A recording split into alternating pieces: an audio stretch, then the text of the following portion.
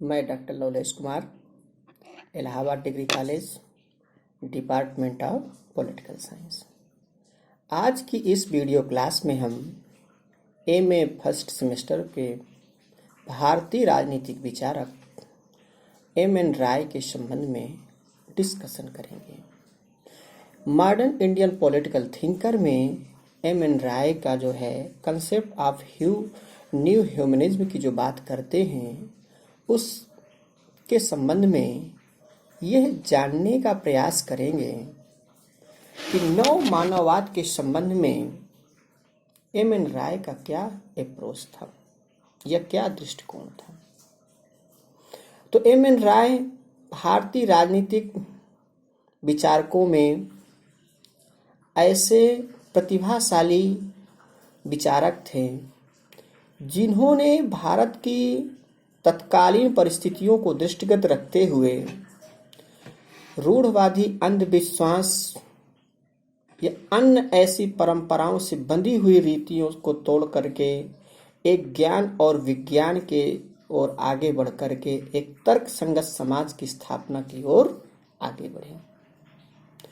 नव मानववाद की जो संकल्पना है एम.एन. राय की, तो उन्होंने अपनी कई कृतियों के माध्यम से नव मानववाद के संबंध में अपने विचार दिए। उन्होंने जो नव मानववाद का विचार दिया, न्यू ह्यूमनिज्म ए मैनिफेस्टो एक उनकी पुस्तक है, उस पर भी बात किया इन्होंने। द प्रॉब्लम ऑफ फ्रीडम पर इन्होंने डिस्कशन किया। साइंस एंड फिलॉसफी पर भी इन्होंने जो है उल्लेख किया। अर्थात कहने का आशय यह है कि जो नव मानववाद की जो संकल्पना है एम.एन. राय की, वो किसी एक पुस्तक या उनकी एक कृति में नहीं है, बल्कि मुख्य रूप से उनकी 2 या 3 कृतियों में इसका उल्लेख मिलता है। तो जो नव मानववाद को उत्कृष्ट मानववाद या आमूल परिवर्तनवादी मानववाद की संज्ञा देते हैं। रेडिकल ह्यूमनिज्म की बात होती है तथा वैज्ञानिक मानवतावाद साइंटिफिक ह्यूमनिज्म की संज्ञा दी जाती है।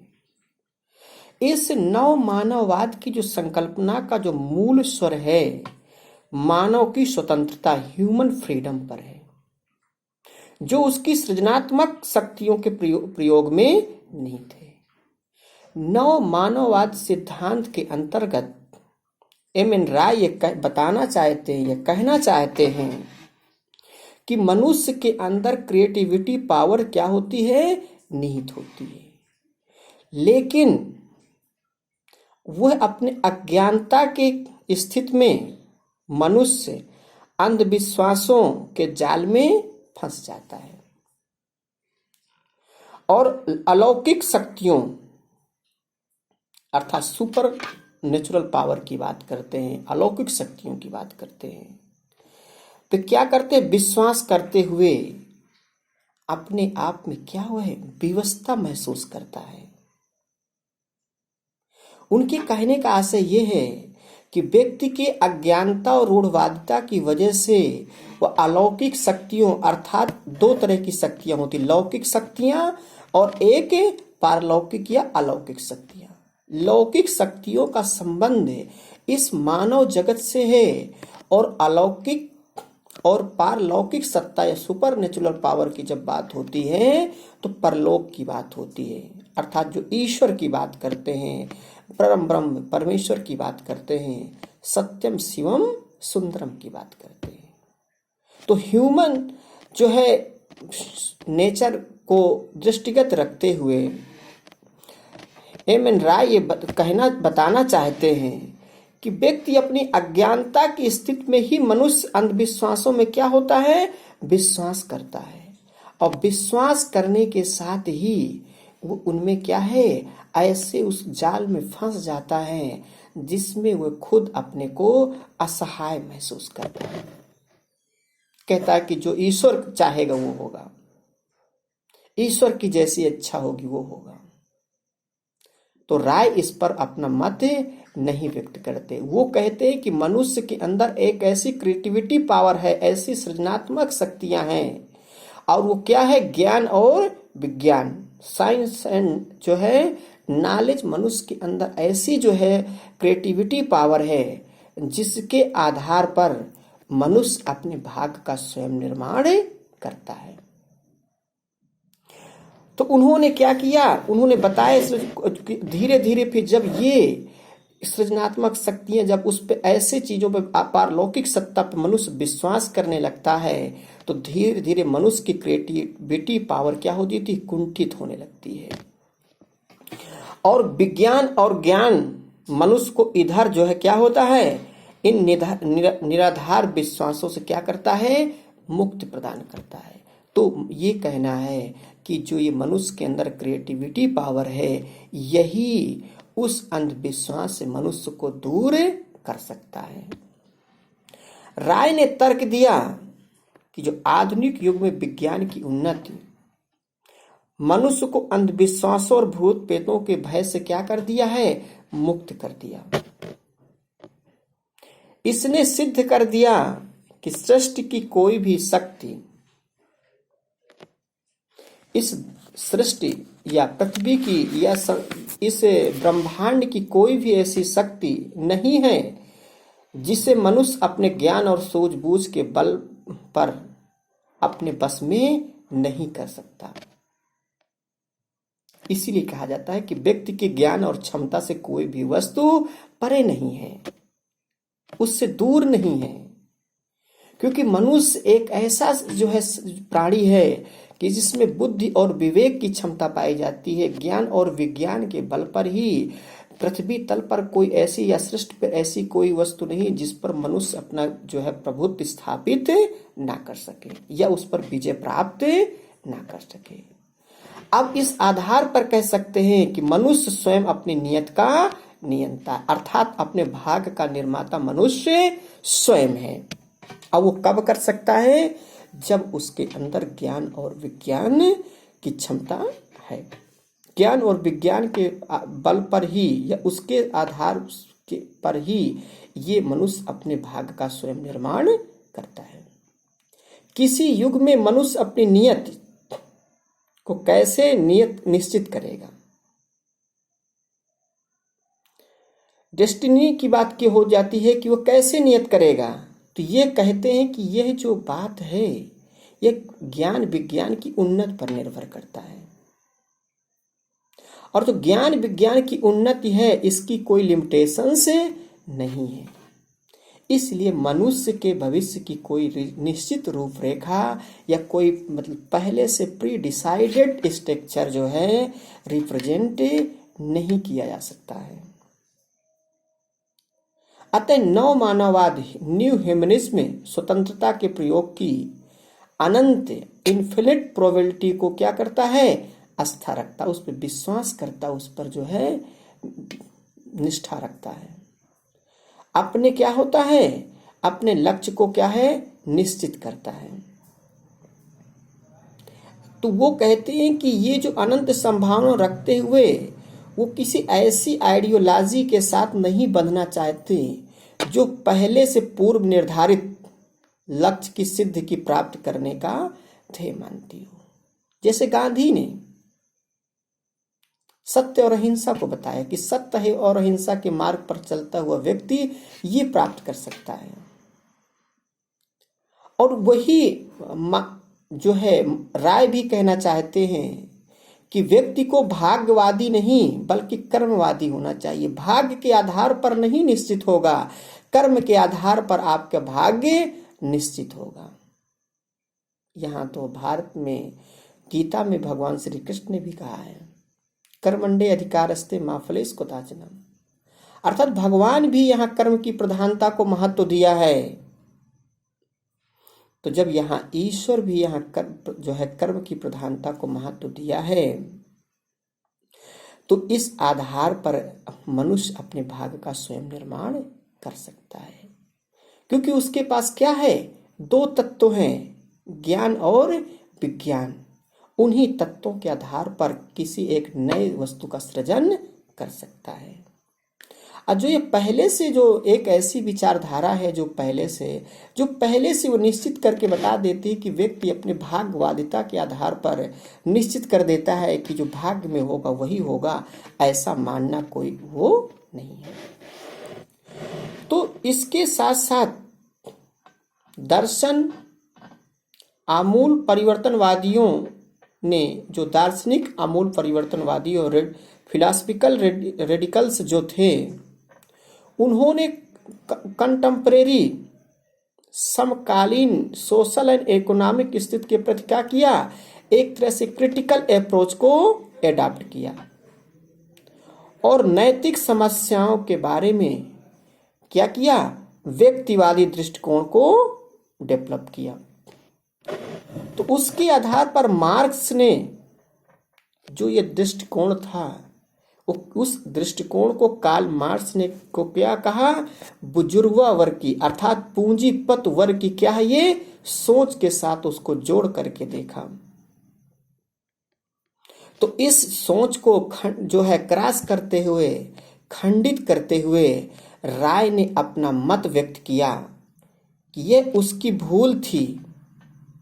आधुनिक सभ्यता जिस विस्तृत नैतिक और सांस्कृतिक संकट से गुजर रही है, जो वर्तमान की जो व्यवस्था है सामाजिक, जो आधुनिक सभ्यता है, मॉडर्न कल्चर है, वो किस प्रकार से गुजर रही है, एक तरह से मोरलिटी विहीन है, मोरलिटी लेस है, नैतिकता विहीन है, मोरलिटी लेस है, और कल्चरल क्राइसिस है, सांस्कृतिक संकट है। जो आधुनिक सभ्यता दो चीजों से मुसीबत का सामना कर रही है, एक नैतिक और जो है सांस्कृतिक संकट से गुजर रही है। उसके निवारण के लिए मानवतावादी मूल्यों का पुनरुत्थान होना जरूरी है। जब तक मानवीय दृष्टिकोण के आधार पर, ह्यूमन वैल्यू के आधार पर उसको पुनर्परिभाषित नहीं किया जाएगा, तब तक वो सही रूप में नहीं आ सकती है। तो आज की युग की यह समस्या है, जो प्रेजेंट टाइम की जो मेन प्रॉब्लम है, कि सर्वाधिकारवाद, टोटलिटरियनिज्म की जो बात होती है, से मानव स्वतंत्रता की रक्षा कैसे की जाए। क्योंकि जो ये आज के प्रेजेंट टाइम की जो व्यवस्था है, जो सिस्टम है, जो सर्वाधिकारवादी व्यवस्था है, शासन है, वो क्या करता है, व्यक्ति के संपूर्ण जीवन को क्या करता है, नियंत्रित कर लेता है। मार्क्स जो है ये कहना चाहते हैं राय महोदय। तो जो आज का जो मूल समस्या है, सर्वाधिकारवादी व्यवस्था से क्या है, मानव की स्वतंत्रता की रक्षा करना है। क्योंकि सर्वाधिकारवादी व्यवस्था वह व्यवस्था होती है जो मानव के संपूर्ण जीवन के सभी क्षेत्रों को क्या करती है, नियंत्रित करती है। तो उसमें क्या हुआ, पूंजी बनाम श्रम, कैपिटलिस्ट वर्सेस लेबर कि आर्थिक समस्या का आज मुख्य मुद्दा नहीं है। हालांकि उसका समाधान भी जरूरी है, उसकी सॉल्यूशन जरूरी है, लेकिन ये मुख्य समस्या नहीं है। तो राय ने जो अपना मत व्यक्त करते हुए आगे ये कहते हैं कि राय का जो दृष्टिकोण था, भौतिकवाद के साथ साथ मानव विकास के सिद्धांत पर भी वो विश्वास करते थे। उनका यह मानना था कि मनुष्य स्वयं का अस्तित्व भौतिक सृष्टि के विकास का परिणाम है। जो मनुष्य का ये है, भौतिक सृष्टि के विकास का ही ये परिणाम है। भौतिक सृष्टि ने अपने आप में निश्चित नियमों के आधार पर उसमें सुसंगत क्या पाई जाती है। मनुष्य के अस्तित्व में यह विवेक जो होता है, भौतिक जगत में व्याप्त सुसंगत की ही एक जो है प्रतिध्वनि है। ये मनुष्य के जीव वैज्ञानिक विकास, बायोलॉजिकल एवोल्यूशन की क्या है, परिणति है। तो राय यहां यह कहना चाहते हैं कि मनुष्यों के सामाजिक संबंध नियमित तौर तरीकों के में बंधकर एक निश्चित ढांचे का क्या करते हैं, रूप धीरे धीरे धारण कर लेते हैं। तब समाज का क्या होता है, जन्म होता है। जब व्यक्ति जो है मनुष्यों के सामाजिक संबंध है नियमित तौर तरीकों के आधार पर धीरे धीरे किसका रूप धारण कर लेते हैं, एक नए समाज का रूप धारण कर लेते हैं। व्यक्ति का जीवन केवल तर्क संगत आत्मा व्यक्ति है, रैशनल सेल्फ एक्सप्रेशन की बात करते हैं तो उसका आदि अंत स्वतंत्रता है। उसके आदि और अंत की बात करें, एंडिंग और स्टार्टिंग की बात करें तो क्या है, फ्रीडम है। सामाजिक संबंध उसके क्या है, एक तरह से साधन है और व्यक्ति अपने आत्म सिद्धि के लिए समाज को क्या करता है, एडाप्ट करता है, स्वीकार करता है, अपनाता है। क्योंकि सेल्फ फुलफिलमेंट की बात आत्म सिद्धि कहाँ प्राप्त कर सकते हैं, इस राज्य में ही प्राप्त कर सकते हैं, इस समाज में ही प्राप्त कर सकते हैं। तो यहाँ ये बताना चाहते हैं जो है राय कि जो आइडियलिस्ट जो है, आदर्शवादी जो है, नैतिकता को तर्क बुद्धि से ऊंचा मानते हैं। कहने का आशय ये है, राय ये बताना चाहते हैं कि जो आदर्शवादी सोच के लोग हैं, जो आइडियलिस्ट थ्योरी को जो मानने वाले लोग हैं, वो नैतिकता को ज्यादा महत्व देते हैं, ना कि तर्क बुद्धि को। तो और समाज को क्या है और समाज को व्यक्ति से ऊंचा स्थान देते हैं। राय ये कहना चाहते हैं कि जो आदर्शवादी समाज में नैतिकता और जो है समाज को ज्यादा महत्व दिया जाता है, बल्कि बुद्धि और व्यक्ति के। राय ने इस दृष्टिकोण का क्या किया, खंडन किया। इस थ्योरी का जो है क्रॉस थ्योरी एक जो है डेवलप किया। ये तर्क दिया कि मनुष्य ही अपनी तर्क बुद्धि से समाज और नैतिकता के स्वरूप का क्या करता है, निर्धारण करता है। अतः उसका स्थान सबसे पहले और सबसे ऊंचा है। एक नए सोच, एक नई संकल्पना, एक नई अवधारणा को क्या दिया, राय ने जन्म दिया। क्योंकि जो आदर्शवादियों की सोच से उसने हट करके उसका खंडन किया, उसका क्रॉस किया कि ये जो आदर्शवादियों की जो सोच है वो क्या करते हैं, नैतिकता को ज्यादा महत्व देते हैं और समाज को ज्यादा महत्व देते हैं। बल्कि राय क्या कहते हैं कि वहां पर नैतिकता और समाज के स्थान पर तर्क बुद्धि और व्यक्ति को महत्व मिलना चाहिए। वो कहते हैं कि मनुष्य ही अपनी तर्क बुद्धि से समाज और नैतिकता के स्वरूप को क्या करता है, डिसाइड करता है, निश्चित करता है। अतः उसका स्थान सबसे पहला और सबसे ऊंचा है, हाईएस्ट है। तो मनुष्य स्वयं अपने जीवन और जगत का क्या करता है, निर्माण करता है। कोई सामाजिक दायित्व या नैतिक दायित्व या सिद्धांत मनुष्य की स्वतंत्रता में कटौती नहीं कर सकता। राय ये बताना चाहते हैं कि सामाजिक दायित्व हो, चाहे कोई नैतिक सिद्धांत हो, किसी भी प्रकार की कोई थ्योरी हो, मनुष्य की फ्रीडम में अर्थात मनुष्य की स्वतंत्रता में कोई कमी या कटौती नहीं की जा सकती है। राय का नव मानववाद मनुष्य को संपूर्ण सृष्टि का मापदंड स्वीकार करता है। Man is measurement of all goods. मनुष्य ही सभी वस्तुओं का क्या है, मापदंड है। अर्थात राय ये बताना चाहते हैं कि संसार की प्रत्येक थ्योरी लाओ आप, लेकिन उस थ्योरी का जो मापन हो, उसका जो है मूल्यांकन हो, इवैल्यूएशन हो, तो किसके आधार पर होना चाहिए, मनुष्य के आधार पर होना चाहिए कि सभी चीजें मनुष्य को दृष्टिगत रखते हुए ही उन चीजों का निर्माण किया जा रहा है। तो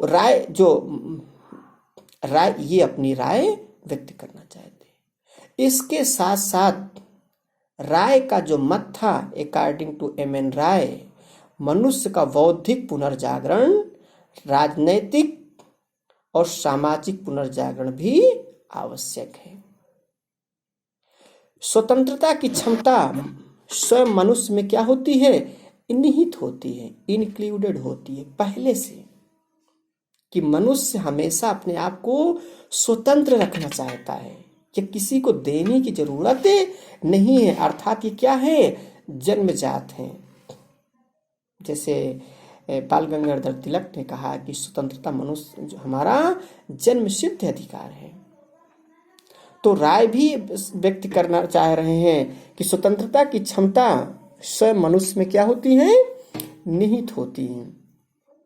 और अपनी मनुष्य क्या अपनी क्रिएटिविटी पावर से क्या होता है? वो सजग रहता है, अर्थात एक्टिव रहता है।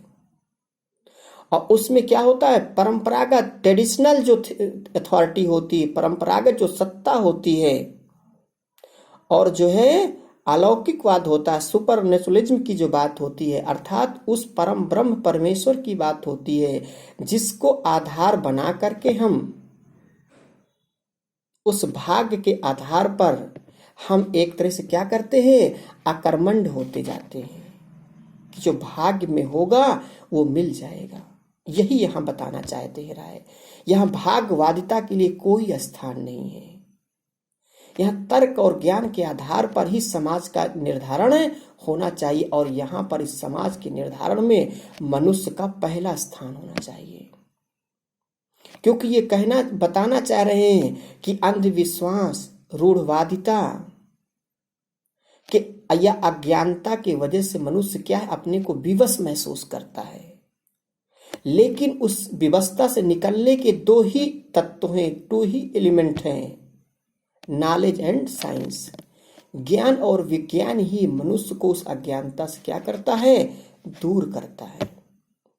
और मनुष्य के अंदर ऐसे सृजनात्मक शक्तियां हैं, क्रिएटिविटी पावर है, कि वो सृष्टि के अंदर कोई भी ऐसी वस्तु या शक्ति नहीं है जो मनुष्य के ज्ञान और क्षमता से बाहर हो। तो उन्होंने कहा कि जो ये अलौकिकवाद है, जो ट्रेडिशनल अथॉरिटी है, ये परंपरागत या परंपरागत जो सत्ताएं हैं, क्या है? धार्मिक रिलीजियस अथॉरिटी ना, धार्मिक सत्ता जो है, तो क्या होता? धीरे धीरे मनुष्य ज्ञान के आधार पर क्या होता? बंधनों को काट करके आध्यात्मिक स्वतंत्रता क्या करता है? प्राप्त कर लेता। स्पिरिचुअल फ्रीडम को क्या है? प्राप्त कर लेता, आध्यात्मिक जो स्वतंत्रता को।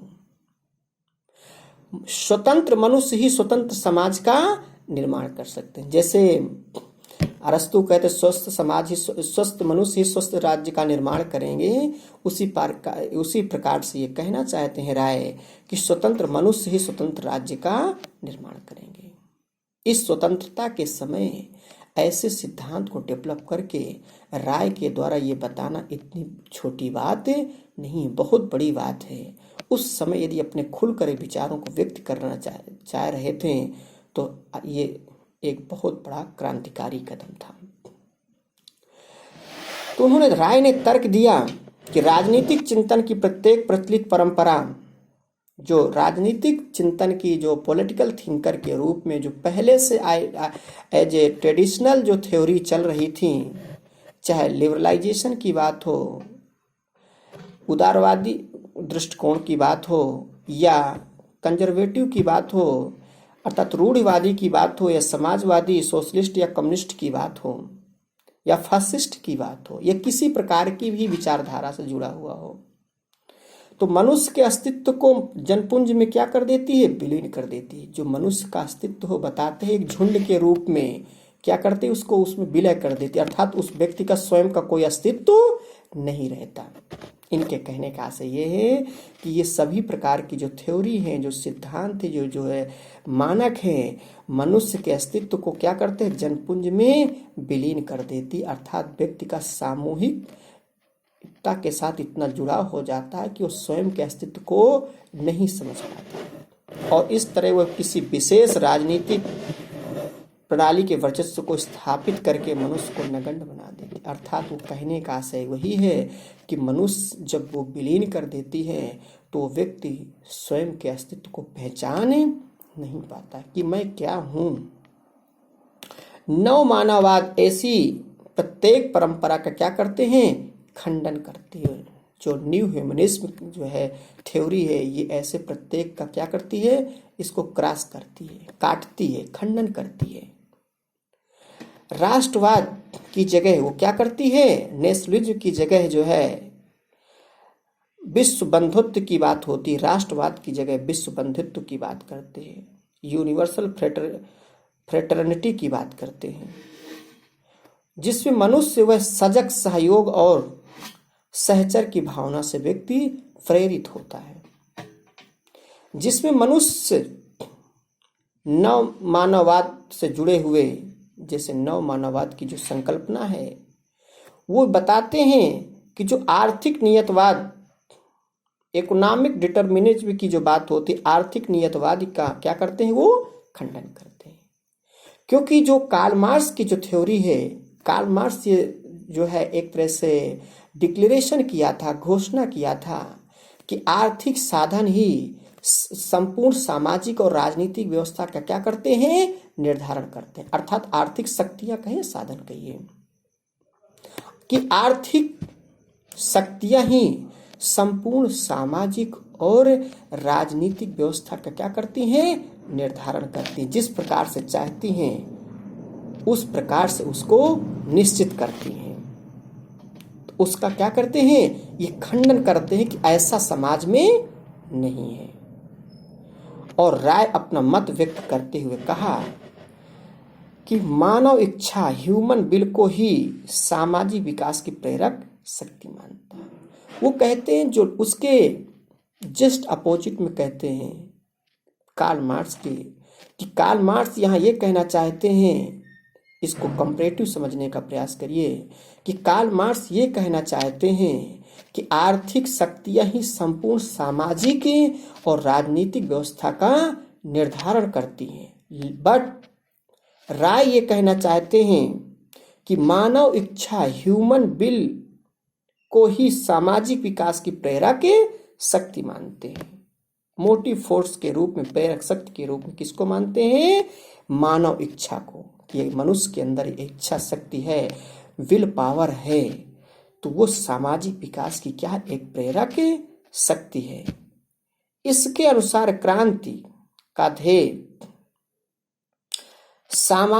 समाज का आर्थिक पुनर्गठन मात्र नहीं है। जो क्रांतियां होती हैं, जो एक परिवर्तन होता है, उसका उद्देश्य सिर्फ और सिर्फ आर्थिक वस्तुओं तक के निर्धारण में नहीं सीमित होना चाहिए कि उनका पुनर्गठन कैसे किया जाए, बल्कि उसे स्वतंत्रता और सामाजिक न्याय के नए जगत का निर्माण करना चाहिए। अर्थात फ्रीडम और सोशल जस्टिस के लिए भी एक न्यू वर्ल्ड की जो है, नए जो है विश्व की या नए संसार की जो है क्या करना चाहिए, उसका निर्माण करना चाहिए।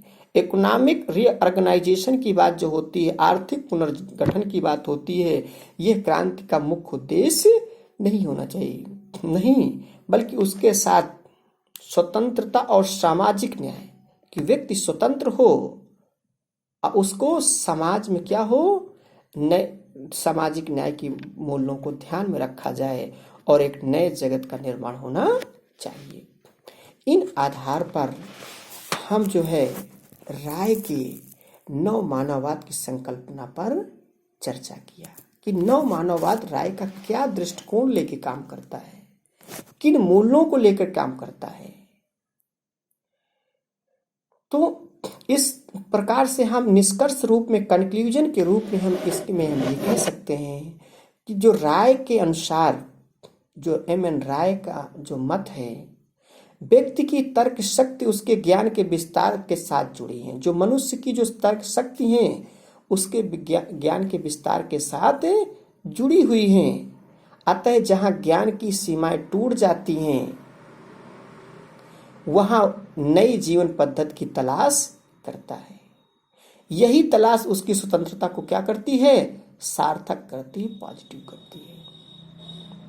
अतः इस संबंध में कह सकते हैं कि मनुष्य की स्वतंत्रता ज्ञान के विस्तार के साथ अपनी आकांक्षाओं के विस्तार में निहित है। उनका यह मानना है कि प्रत्येक विचारधारा अपनी अपनी प्रयोजनवादी विश्व दृष्टि में से क्या है, बंधी हुई है। ऐसी विचारधारा पहले से उपलब्ध ज्ञान पर आधारित है और वह मनुष्य के जीवन को किसी न किसी पूर्व निर्धारित लक्ष्य की ओर बांध देती है।